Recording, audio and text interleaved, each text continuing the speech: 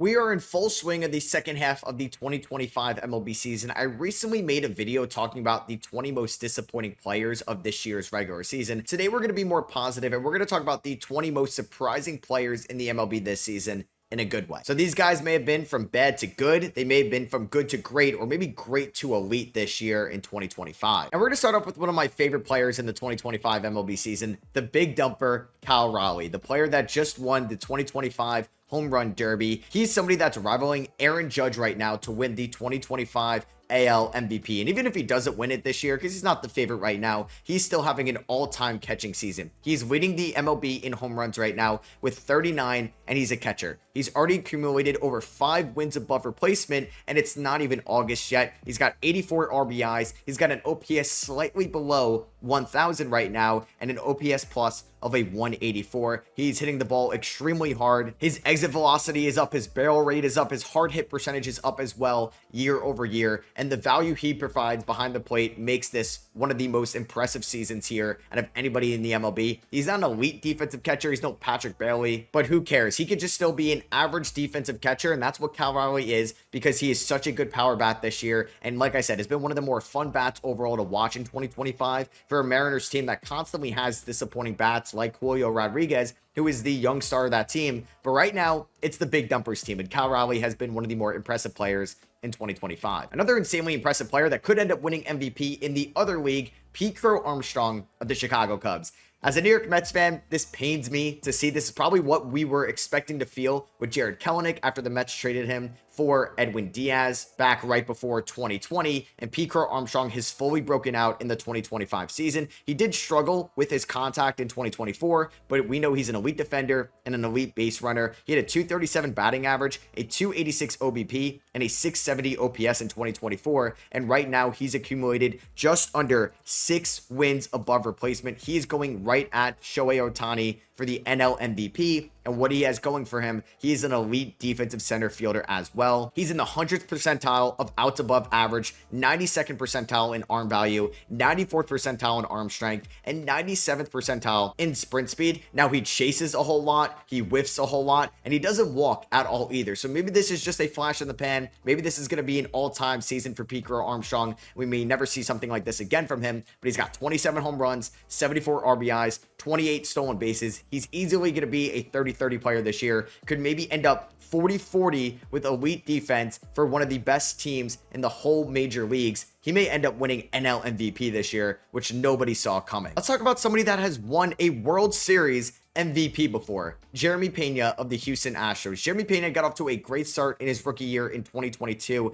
for the Houston Astros, but the bat continued to dip and dip and dip, and was making a lot of his value from the field, from his glove, and he could steal around 10 or so bags every year. But in 2025, Pena is becoming one of the best shortstops in the major leagues. He's got a 322 batting average here in July. He's got a 378 OBP, a 489 slugging. He's got an 867 OPS as of July 24th for somebody that's going to give you good defense. He's got 15 stolen bases. He's probably going to hit a career high in terms of stolen bags, and he's 91st percentile in outs above average and 97th percentile in sprint speed as well. He is not striking out at all, and he is walking a ton, and he looks so much more disciplined at the plate. He's got a 141 OPS plus. He's only been caught stealing twice, already over 100 hits on the season, and has maybe been the most valuable Houston Astro after they traded away Kyle Tucker last offseason and Alex Bregman left for the Boston Red Sox. Speaking of the Boston Red Sox, let's talk about somebody that has broken out for them this year as kind of turning into an elite defensive center fielder for somebody that really wasn't a primary center fielder going into the season, Ceddanne Rafaela. Ceddanne Rafaela was one of my favorite players to watch last year in 2024 because he was this super utility bat that could steal bags, but then his average kind of dipped off in the second half. He finished with a 246 batting average, a 274 OBP, and just a 390 slugging, but his bat has fully broken out this year. He's already accumulated over 4 WAR here in July as a 24-year-old, and he's got a 271 batting average, a 312 OBP, a 468 slugging. He's already at 14 home runs. He did hit 15 a year ago. He's at 48 RBIs, 14 stolen bags, and like I said, has changed positions to being a full-time center fielder, and he's turning into one of the best center fielders defensively in all of baseball. 99th percentile in outs above average, 90th percentile in arm value, 96th percentile in arm strength, 90th percentile in sprint speed, and he is hitting the ball very hard. He still chases a whole lot. He doesn't really walk too much either, but he's striking out a lot less. He's making more hard contact, and this is going to be one of the more valuable players in the league. He's not going to be as valuable as Crow-Armstrong this year, but he's not far behind him right now. We have watched some pitchers come up through Kansas City over the last decade just fail and not really reach their full potential, but Kris Bubich this year is breaking out for the Kansas City Royals. He's been so good that even though the Royals may not end up making the playoffs, there's been a bunch of trade rumors given how interesting he would be on the open market. Now, I don't expect Kansas City to trade him whatsoever because he has 2 more years of control. He'll be a free agent after 2027, but Bubich right now is at a career innings high almost. He had 130 innings in 2021. Right now, he's at 113. He's got a 2.38 ERA. He's accumulated over 3.5 WAR so far, and he's got a FIP of a 2.76 as well. So even the expected numbers love Kris Bubich, who's striking out guys at a high rate. He's generating a ton of whiff, a ton of chase, keeping the ball off opposing batters' barrel. No hard hit against him, forcing a lot of ground balls. He's got a great extension as well on the mound and is in 95th percentile right now in pitching run value according to Baseball Savant. And the Royals had a great staff last year with Michael Wacha, Cole Ragans, Brady Singer. Now they traded Singer for Jonathan India. Not really working out right now. They may trade Seth Lugo. He could end up leaving at the end of the year because he has a player option, but it does look like Bubich can be a good number 2 to Cole Ragans if he's back healthy. Or hey, maybe next year Kris Bubich is the ace of the Kansas City Royals. Not a lot of people expected to say that going into 2025. For the last half decade, maybe even more than that, the Dodgers have had so many intriguing prospects that never make it to the majors or have just such a short leash because there's just so much talent at the major league level. And somebody that never really got a great opportunity to shine in Los Angeles, Michael Busch. So the LA Dodgers decided to trade him to the Chicago Cubs in January of 2024 for Jackson Ferris and Zaire Hope. Now, those are some really intriguing young players that came back to the Dodgers, but Michael Busch is breaking out at the major league level. Busch was a good player last year for the Cubs. He had around 3 WAR, 21 home runs, 65 RBIs, had a 775 OPS. That is a really good player in today's MLB, and this year Busch has been even better. He's got a 911 OPS, a 160 OPS plus. He's got a 539 slugging, 20 home runs, 60 RBIs, 15 doubles on the year in 96 games, and looks like he could be the long-term first baseman for the Chicago Cubs. He's under team control till 2030. It looked like he was just going to be another Miguel Vargas or James Outman in Los Angeles that really struggled getting to the major league level. He's in a 93rd percentile of barrel percentage this year, 96th percentile of xWOBA, 94th percentile of sweet spot percentage, and he could just be a serviceable enough first baseman for the Chicago Cubs for a long time and be by far their best first baseman since Anthony Rizzo. So you guys know that I'm a Mets fan, and I was upset that Juan Soto didn't make the All-Star game, but somebody that made it into the All-Star game over Juan Soto that's definitely deserving,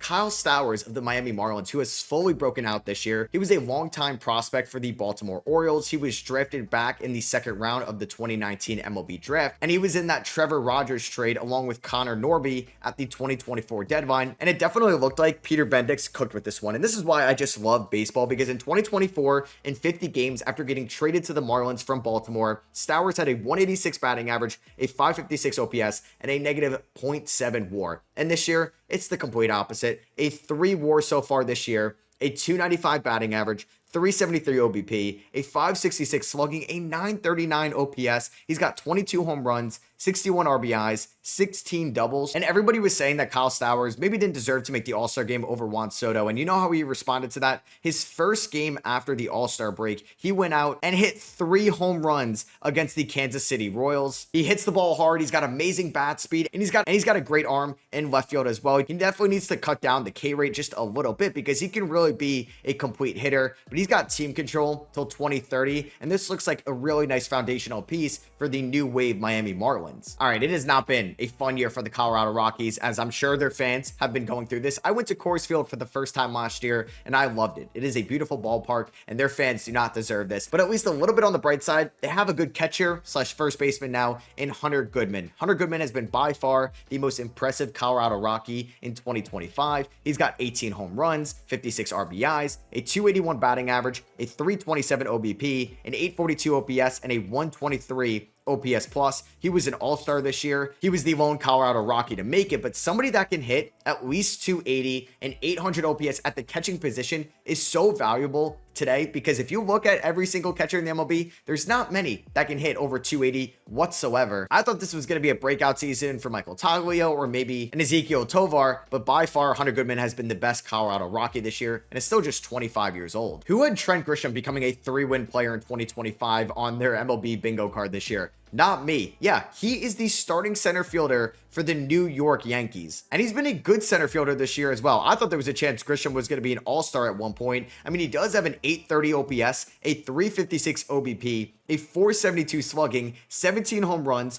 38 RBIs on the year, and is playing a good defensive center field, because we know the Yankees' issues in the infield right now defensively, but they do not have to worry about Grisham in center. And maybe this is what AJ Preller saw when he gave up a haul of prospects for Trent Grisham after his age 22 season with the Milwaukee Brewers. He traded away Eric Lauer and Luis Urias, who was a top prospect at the time, and he was actually traded along with Juan Soto in December of 2023 to the New York Yankees, and he may end up not more valuable than what Juan Soto was in 2024 for the Yankees, but he could accumulate more WAR during his multi-year stretch with the Yankees than what Juan Soto had in 1 year, but he's definitely exceeding expectations. He can be a free agent at the end of the year. He's still just 28 years old. I think it would be wise for the Yankees to bring him back. Let's stay in the AL East now. We've had a lot of breakout candidates in the AL East. We just talked about Trent Grisham. We just talked about Ceddanne Rafaela. Let's talk about Addison Barger up north for the Toronto Blue Jays, the first place Toronto Blue Jays at the moment I'm recording this, who is becoming a professional hitter this season and is fully broken out for the Blue Jays. An 837 OPS, a 273 batting average, 14 home runs, 44 RBIs, already 22 doubles on the year for somebody that's been a third baseman and a corner outfielder for the Blue Jays. He's in the 87th percentile of barrel percentage, 93rd percentile of average exit velocity. He absolutely rakes the ball this year. And he's also in 94th percentile of bat speed, a key underlining metric when you can look at potential breakout candidates. He's also in the 100th percentile of arm strength as well. And he looks like he could be a long-term piece for the Toronto Blue Jays, maybe at the hot corner or in the corner outfield. He's under team control till 2031. He is 25 years old, and he's been one of the best young hitters in the game in 2025. The Cubs are getting their third player to make this list. We talked about Crow-Armstrong. We talked about Michael Busch.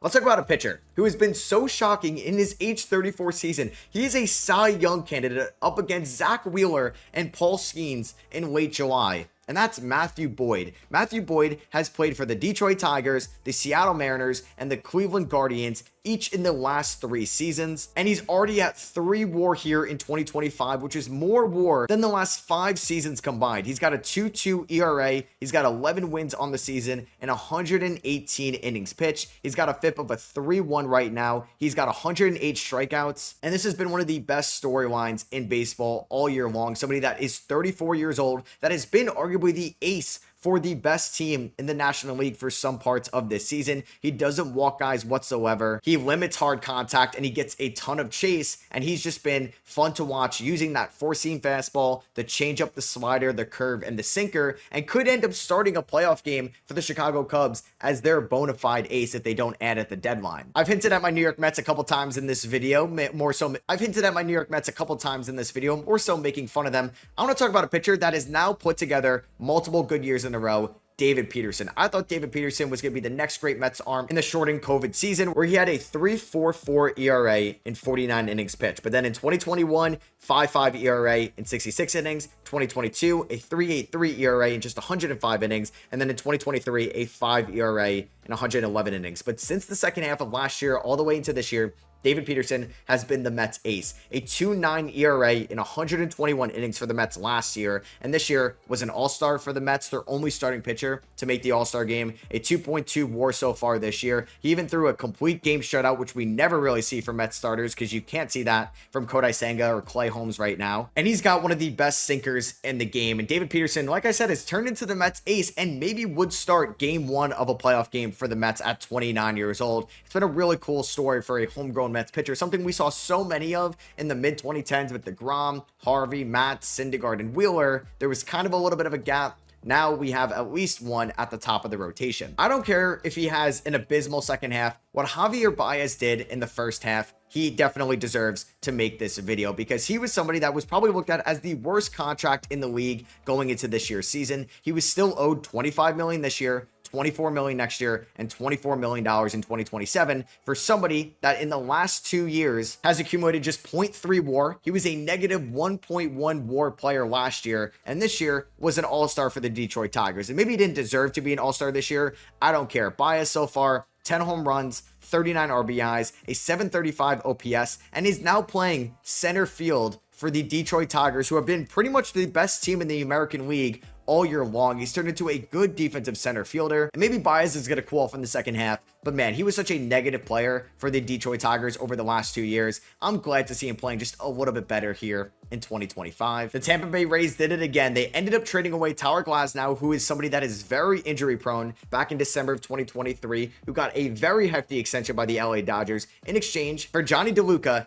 and Ryan Pepiot, who's going to be my next nomination here, who has turned into one of the more exciting young arms in the MLB. At 27 years old, Pepiot's got a 3.59 ERA. He started 21 games this year, over 120 innings pitched. And now the advanced metrics don't really love Ryan Pepiot's game, but now this is a very large sample size of 47 starts dating back to the start of last year's season, where he's pretty much had an ERA of a 3.6 right now and is looking like a top end of a rotation for a team that we know is very budget friendly and is under control till 2029. There was a couple pitchers that I loved going into this year. One was Spencer Schwellenbach. Unfortunately, he recently got hurt. Another one, Christopher Sanchez of the Philadelphia Phillies, who has been a Cy Young candidate in 2025. He's up there with Matthew Boyd, Paul Skeens, and Zach Wheeler. And I forget that he was actually a former Tampa Bay Ray. For the first time, we've seen a team fleece the Rays, where he was traded for Curtis Mead back in November of 2019. And Christopher Sanchez has a 2.4 ERA in 124 innings over a 5 WAR season so far. He just recently threw a complete game shutout, somehow was not an all-star in 2025, and they gave that to Jacob Mizorowski. He has one of the more electric baseball savant pages you can look at, and he doesn't really throw that many pitches. It's pretty much a 3-pitch mix, a sinker, a change, and a slider, but he produces a ton of ground ball, limits a ton of contact, strikes out 26% of his batters, only walks 6% of his batters as well. Elite command, and is one of the best pitchers here in 2025 entirely. I know he's been one of the best relievers in recent memory, but is he taking Emmanuel Clase's crown as the best reliever or the best closer in Major League Baseball? Yeah, I'm talking about Andres Munoz of the Seattle Mariners. He's got a 1.42 ERA this year in 39 games and 38 innings, and he's been one of the more valuable, if not the most valuable reliever in all of baseball. He may end up getting some top 5 Cy Young votes given how good he's been for the Mariners. He is striking out 33% of his batters, producing 37% with 97th percentile overall, produces a ton of ground balls, and has just been a super reliable piece in the back end of the Seattle Mariners bullpen. And this may not be a shocking player performing well for you this year. I don't care. The fact that he's still doing it at 37 years old, I wanted to give him props for this video, and that is Aroldis Chapman of the Boston Red Sox. It doesn't matter if it's in Cincinnati, New York, Chicago, Kansas City, Texas, Pittsburgh, or even Boston this year. Chapman is maybe having one of the best years of his career. He's got the lowest ERA right now in his career. Maybe it stays like that, maybe it doesn't, but at a 1.34 ERA in 40 innings pitched as a 37-year-old who has a 39% K rate is mind-blowing. He's still throwing absolute heat, triple digits with the 4-seam fastball at 37 years old. He still has a great sinker, slider, and split change. I could watch Aroldis Chapman throw fastballs for hours on end. Maybe he gets traded from the Red Sox, but probably not at this point. He's been one of the more shocking players this year, and is well worth the $10 million that the Red Sox paid him last offseason. I'll talk about my final reliever here, and we've talked about Andres Munoz, Aroldis Chapman. I want to talk about Daniel Palencia, who's kind of been a huge player for the Chicago Cubs this season, with Ryan Presley being super volatile. Daniel Palencia has turned into a very good closer for the Chicago Cubs. He's got 13 saves on the year and 36 innings pitched. He's got 35 games under his belt, a 1.49 ERA. He's only allowed 6 runs this year. He's allowed 11 walks to 40 strikeouts, a 259 ERA plus, and might end up being the Chicago Cubs closer come playoff time. He's got a 5-pitch mix of a 4-seam slider that he does end up throwing 95% of the time, but he averages around 99 on his fastball, 88 miles per hour on the slider. He's still just 25 years old, under team control until 2031. This is a great building block for the Chicago Cubs going forward. I feel like the AL East has gotten a ton of mention, and they also feature my last two guys in this video. The first one, Jonathan Aranda, one of the best first basemen this year. He's got a 318 batting average, just under a 400 OBP, a 480 slugging, 878 OPS. He was an all-star this year and looks like he could be the long-term answer for the Tampa Bay Rays first base position. He's obviously the full-time first baseman now and is probably going to be here more than somebody like Yandy Diaz going forward. He does whiff a ton. He does strike out a lot, but he just makes amazing contact. He could spray the ball all over the field and was definitely a deserving all-star in 2025. And lastly, let's talk about another AL East first baseman that was an all-star in 2025, Ryan O'Hearn. He hasn't been traded yet by the time I'm recording this, but I have to think he's going to get traded this year at the deadline with his 826 OPS, a 281 batting average, 374 OBP, 452 slugging, career highs across the board, 12 home runs, 37 RBIs this year, around 2 wins for the Baltimore Orioles in terms of wins above replacement, and could be a very interesting player on the trade block for whatever team that is going to trade for him. He's a free agent at the end of the year. It doesn't make sense whatsoever for the Orioles to keep him, but he hits the ball extremely hard. He doesn't strike out a lot, a very solid 60% K rate to a 12% walk rate this season. He's got great bat speed, and he's actually getting a little bit unlucky when you look at his xWOBA and his X batting average right now. And you got to love that random 31-year-old breakout in the MLB. So that is going to be it for me. Thank you all for watching. Hope you guys did enjoy. If you did, I would appreciate you dropping a thumbs up. That was a mixture of breakout candidates or just kind of guys that are just having great seasons out of nowhere. Let me know if there's anybody I missed down below in the comments. Hit that subscribe button if you're not already. I'll catch you guys in the next one. Peace.